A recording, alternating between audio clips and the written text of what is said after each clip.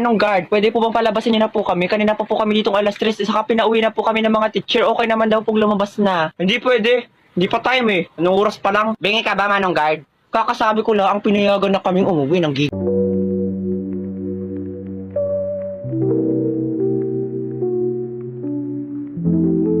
Gigigil ako sa'yo. Bakit? Yung teacher mo bang nagbubukas ng gate dito? Hindi naman, di ba? Kaya ako masusunod. Anong Guard, nakikita mo to? Oh, lamunin mo, shoota ka, kanina ka pa. Yan ang patunay na pwede na kami lumabas eh, pero mapaya ng principal.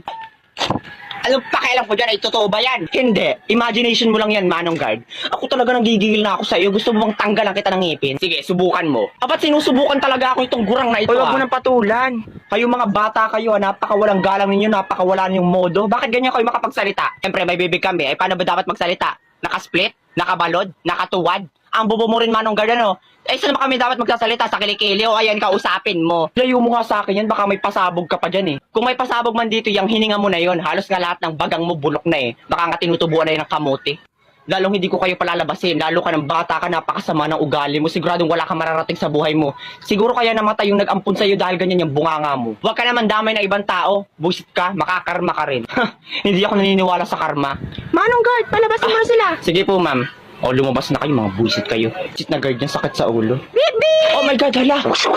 Hala, nadaglasan si Manong Jeric. Hala, totoo? Hala, kawawa naman. R.I.P. that Jeric. Eh! Buhay pa daw. Ay, sayang naman.